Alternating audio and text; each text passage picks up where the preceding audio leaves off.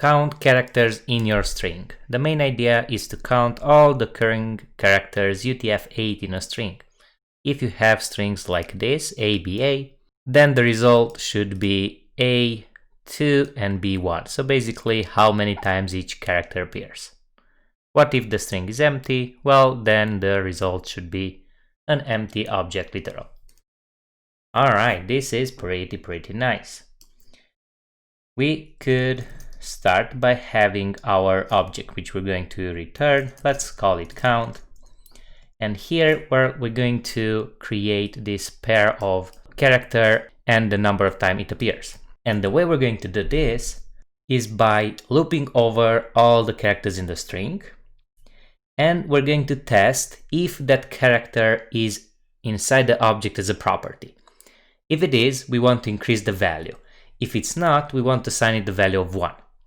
So let's do that. We're going to convert the string to an array by using the split method. And then we can loop over all the characters using the for each method. Character. And now here, we basically want to assign the count of character. So in this case, if we're looking at ABA, the first character will be A. So count of A should be, well, initially should be 1, right? But we don't know if we have it or not. So we need to check. Do we have the count dot character? If we have it, then we want to assign count. So we want to increase it by 1. So count,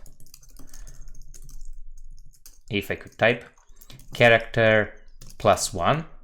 And otherwise, if we don't have it, then we want to assign 1. And at the end, well, we could just return this object. And this should be good. Let's see. Look at that. It's perfect. Awesome.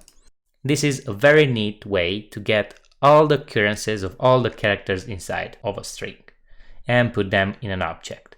Alright, I hope you enjoyed this tutorial. If you did, give it a like, subscribe for more tutorials like this, and I'll see you in the next one. Bye!